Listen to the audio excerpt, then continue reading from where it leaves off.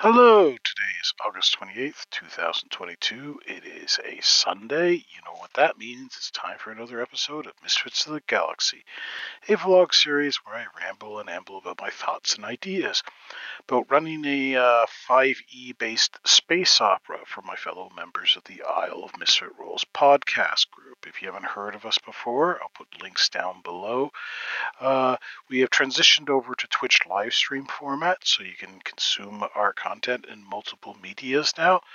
And normally we play live and on Tuesday nights between I'd say about 9 to 9:30 p.m. Eastern Standard Time to about 11 o'clock, 11:30 p.m. Eastern Standard Time. So if you want to check us out, you're more than welcome. Links will be down below. Let's just dive right into it. Yeah, Spelljammer, Adventures in Space. That's kind of disappointing. That's about all I'm going to say on that matter. If you want a more critical review of that content, you might want to check the multitude of YouTube channels that are out there right now reviewing the Spelljammer box set. I still think that the design wise, when it comes to the books and that, is an excellent concept, but it was a lackluster performance, to say the very least. And I certainly hope that this is not what Wizards is intending on doing moving forward with the game. Because of that, of course, there isn't really that much when it comes to the mechanics, when it comes to ship-to-ship combat, which was what I was eagerly awaiting. Sure, there's lots of ships and lots of descriptions as to like what their interiors are like and what weapons are on them and that, but the actual mechanics behind like playing ship-to-ship combat is quite lackluster, and it makes it very difficult for a dungeon master to run a game where you have a whole bunch of people, a whole bunch of player characters on a ship, and the PCs are and the heroes are trying to do stuff. It's like you gotta, with the way Spelljammer is currently written, you gotta come up with that sort of crap, and it's like, it, and it shouldn't be that difficult. Um, Everyone should have a fun and engaging role in a ship-to-ship combat encounter. But the way it's designed right now, it's not. And because of that, I'm effectively adapting rules from third-party products again. With yet again, I'm going back to grabbing stuff from Mage Hand Press. They have a High Seas PDF that they distributed that has to do with like pirates and ocean, like sea battles and naval combat and all that sort of stuff. And I'm just adapting it for space at this point because it works far better, in my opinion, than what is available for Spelljammer. And some of the mechanics are very similar to those that were found in the Dark Matter campaign setting. And for those who have been paying attention to this vlog series, everyone knows that I'm a big fan of the Mage Hand Press products, and utilizing a lot of their material for this campaign. So I'll put links down below as I would normally do for that. So this is more going to be a discussion on the mechanics, like the crew, as I like to call it, for naval combat. So you got a crew, and the crew might consist of a lot of NPC sailors and that. What the players are going to do is they're going to have very specific roles when it comes to the encounters on the astral sea is the best description to give it. So the first, of course, is going to be there's going to be the captain, there's going to be the first mate, there is going to be the gunner, the lookout, and the helmsman. 5 different roles. There can be multiple gunners, and In theory, you could have like a second first mate as a instead rename it to the bosun, I suppose, or something similar to that effect. Each one has a series of, like, they can do their normal actions that they would normally do as their character, but they also have a whole bunch of specific actions for their role on the ship. For example, with the captain, he's the one that like, if the two ships are engaged in combat and they get close enough, he's the one that can form a boarding party to go over to the enemy ship. Additionally, if his ship is being like if his ship is being struck, like being rammed by another vessel, or is being shot and like shot by cannons or ballistas or catapults or trebuchets or whatever, he can order everyone on board to brace for impact, right? And as a result of that, um, it, if there's crew on the main deck, and the ship gets attacked with something that would cause significant damage to everything on the main deck, the crew had the crew's bunkered down at this point and won't take as much damage. In the mechanic of it would actually be, you get resistance against ship to ship weapons. Uh, every creature aboard your vessel when you tell them to brace for impact. Double time allows you to direct the helmsman who's effectively the pilot, to use their reaction to do another half move. And then there's fire at will, where you can use your action to declare a barrage, and one gunner of your choice gets to use their reaction to fire one of the ship's weapons, right? So these are all special actions that a captain can perform beyond just the standard actions. It uses up the action economy just like any other action. Each one of these actions is, in theory, a standard action done by the captain. So if for example, you have a captain who doesn't have any decent ranged attacks or anything like that, isn't a wizard that can like use siege-based magic to attack the enemy vessel, using these actions to basically makes the character feel like, hey, I'm contributing to this endeavor. I'm in this battle, regardless as to what their what their stats are like. The first mate gets to command a number of NPC sailors equal to your level, or 1/4 of the total crew of the vessel. So, if it is a larger vessel, and you like if it's a small vessel, and you have like you're like level 6 or 7, and it's a crew of only 10, you're only going to be you're only going to be like commanding 2 or 3 people. But if it's a huge vessel that's got a crew of over 100 people and you're like level 5, you're not taking 25 crew members and directing them. You're only directing 5. And with this, the first mate can direct this additional manpower they have to like to extinguish fires, to patch leaks if the atmosphere is disappearing from the vessel. To like basically, if the ship for some reason or other is either submersed or atop water, they can bail water if the ship is sinking, and so forth and so forth. You can declare these actions. Additionally, they can take command of these, like when the captain is organizing the boarding party, the first mate can actually take the sailors that they have command of, and basically be part of that boarding party. And like, if you're trying to figure out how to control all these NPC sailors who are boarding the enemy vessel,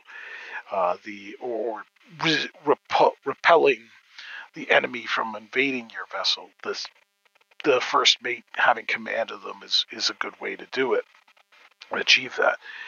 They can also, like, another thing a first mate can do is they can order patch repairs. Like, they can, part of the ship is badly damaged. He or she and the part of the crew they have command over can go there and do like a patchwork job to temporarily repair the vessel. And of course, this will still require extensive repairs later on. But it's a good way if the ship is like, looks like it's going to be destroyed in a few rounds. It is a good way for the party to keep their ship going, like cobbled together, and finish off the fight before they can like look at trying to conduct full repairs. Finally, the last command action that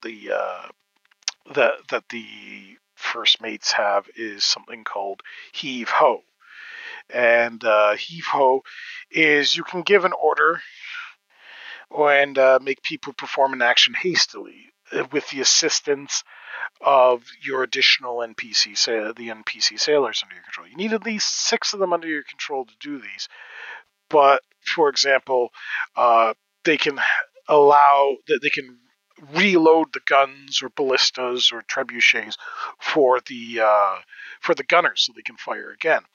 They can increase the movement of the ship by like changing by furling and unfurling the sails and helping with the controlling the rudders and all that.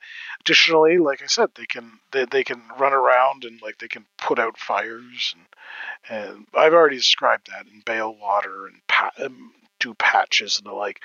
The entire idea is that while the captain is giving these commands, the first mate is running around and in many cases implementing them. So it's a real fun way to do it. The next one, of course, is the gunner, which is fairly simple, really. It's you either like you can you can broadside where it's like the two ships are side by side and you're just letting fire at one another. You can just simply open fire at your enemy, which is just your standard attack action with one of the siege weapons or ship weapons. You can ready an attack, like you've loaded the weapon, you're aiming, you're aiming it, it's aimed, and you're just waiting for that command to fire it. And finally, you can target.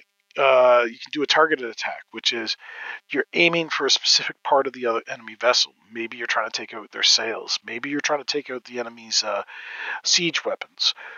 Like that trebuchet on top of the ship is just too dangerous to leave it where it is. Well, that's what a targeted action's all about. Is you're aiming for a specific part of the enemy ship, and you're trying to do a significant amount of damage to that part to incapacitate it. So these are all like things that the gunner can do beyond just a standard, I just simply roll a die to see if I hit the enemy ship. Great. How much damage do I do? This makes these actions may sound a little bit complicated at first, but the reality of the matter is they really aren't. And especially if you give a list of them to each player before, once they've decided on what role they want to play, you give them this list. Okay, these are additional actions you can take while you're on your ship. It's super helpful. And like I said, I don't want players in a ship-to-ship battle just sitting there bored, just playing with their dice or playing on their phones. I want it to be engaging. I want it to be entertaining. I want everyone to be involved. The Helm Spinner is the pilot of the ship. In combat, they're controlling how the ship maneuvers around. So like it can move, the helmsman can move the ship at its full speed, and it can turn. Although these vessels aren't very maneuverable, to say the very least, they do have a command called a hard turn, where if you've ever seen the Pirates of the Caribbean movie, where they sharply turn the vessel and like people are scrambling to either other side, one side of the ship or the other, and pulling on the masts and what have you to make that really sharp turn. That's kind of like the feel that we're going for. There's matching speed. Vessels have different the movement speeds. If you have a movement speed that either is equal or exceeds the enemy ship, you can match its speeds to give pursuit and what have you, or as well as the directions it's taking, because the enemy vessel might be trying to elude you by taking sharp turns and what have you, right? Or trying to maneuver around you, and you're trying to match their speed as well as their trajectory, right? And of course, like I said, you got the standard move action that it will. The difference between a regular move and a full speed move is the full speed is a bit reckless. It's very difficult to turn when you're at full speed. A standard move action allows you to maneuver a bit better. I'll be sharing a list of all these basically maneuvers and what have you with the players when we get closer to the point where we're going to be playing the game. As for the lookout, you can the main thing that the main things that the lookout can do is they can find range, because the when you're in ship-to-ship combat, you have typically no idea how far out your enemy vessel is. Like, you can put them on a grid map, but the reality of the matter is you're kind of spitballing whether or not this this enemy if you have a weapon that can fire up to 500 feet, you're spitballing as to whether it's 500 feet, it's 500 feet, or whether it's 505 feet out there. The lookout lets you basically tells you exactly what using the find range tells you exactly what the distances are, whether you're in short or long range for the attacks before you even plan them out, right? Which is pretty handy, because if the lookout gets to go first, if the lookout goes first, you can determine whether or not the captain wants to order the gunners to fire at that particular point, or whether to hold until they get closer, or and the like. Speaking of which, when it comes to initiative, unless people decide otherwise, you want whoever has the best initiative scores, like bonus, to be the captain, because everyone can go on the same initiative as the captain. The captain, of course, gets to go everybody who's got a role in the ship can go on the same initiative score as the captain, regardless as to what their normal initiative score would be. So if the captain's got like a +4 to initiative and rolls really, really high, it doesn't matter if one of the characters has like a dexterity of 8 and has a -1 to initiative normally and rolls a 3. It's because everybody on the ship knows what they're supposed to be doing, like knows their role, and knows how to react based off of the commands that are being given to and what duties have been assigned. The other thing the lookout can do is, if they have some sort of ranged weapon, they can snipe from the crow's nest. It's like you're way up there on the top of the mast, or whatever the equivalent thereof is on the ship or vessel. You're carefully aiming, and you can snipe. And in many cases, because they're way up high, enemies trying to use cover, the cover is ignored because of just the trajectory you're firing at, which makes it super handy. Additionally, because you're shooting on a downward a downward angle, you can actually shoot farther with a ranged weapon than it would normally do if you're just shooting from like across the battlefield, according to the mechanics. So those are all different like positions that the crew can have. You can have your captain, your first mate, your lookout, your gunners, and your helmsman. Additionally, let's say none of the characters fill those roles. They're just on the ship as regular members of a crew. They can still do any of the regular crew actions that the first mate can order normal crew members to do. So they can like bail water if they're above or submersed in it. They can extinguish fires that have been if part of the ship is caught on fire, and then they can also patch leaks if heaven forbid that there's a situation where they start venting atmosphere. Now, in your typical Spelljammer ship, it's got this sort of like sphere of atmosphere around the vessel, but that doesn't stop.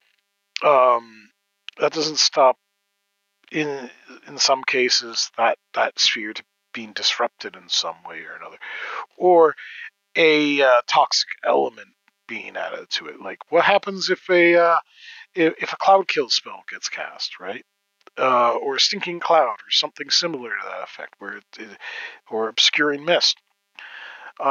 If you have holes in the ship, it's going to get into the inside the ship, and a lot more people are going to get exposed to it. But if you patch up those holes, you're not going to have that sort of situation arise. And holes are created when, of course, the ship takes significant damage. Anytime that the ship takes a certain, I believe it is, um, I'll have to go through the mechanics again, but it's certain thresholds whenever the ship takes a certain amount of damage. Effectively, a hole's been blown in the side of the hull. And it might not necessarily be a giant hole, but it could just be the size of someone's fist. Regardless, that can be like when it comes to sort of gaseous attacks, that can be a significant issue. Anyways, this is just what I'm playing around with at the moment. I had been looking into alternatives. I know that there was a Star Wars fifth edition done by fans, and I was looking at possibly borrowing from that. But when I looked at the way they do ship-to-ship combat, in many cases it is almost like it's a different rule set. This way, at the very least, the rule set is self-contained in the 5e mechanics. We're just adding stuff to it at this point. A ship works on similar mechanics to a monster. So having a dragon and having a space faring vessel, both are going to have armor classes, both are going to have saving throws, both are going to have resistances, both are going to have movement rates, both of them are going to have hit points. In the case of the ship, it's going to have a damage threshold, so you need to do a certain amount of damage to inflict injury upon or damage upon the vessel. But regardless, when you look at the two, like the dragon and the ship, you're going to be able to say, okay, I know where these kind of fit together, kind of deal. Like, I know how these two would interact with one another. When it comes to the Star Wars 5e, I love it conceptually, but it doesn't seem to work that way. Like,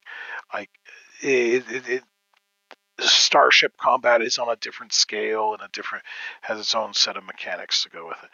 That's not necessarily a bad thing, but that's not what I want to bring to the table for this. The less confusion I can bring to I can bring to my fellow players, the better, in my opinion. Anyways, I've rambled an awful lot about this. It's just over 24 minutes at this point. I know that I keep on saying that I'm going to do another episode in between, like during the middle of the week, but I'm just finding myself like a bit overwhelmed with everything that's going on in my life right now. And I'm going to eventually try to get around to it. I just don't know when. But this is like officially the 34th episode of Misfits of the Galaxy. So I'm still doing a very good job at it, in my opinion. At least I hope so. Anyways, I'd love people's thoughts and ideas. until next week, may all your D20s come out as a critical. Take care.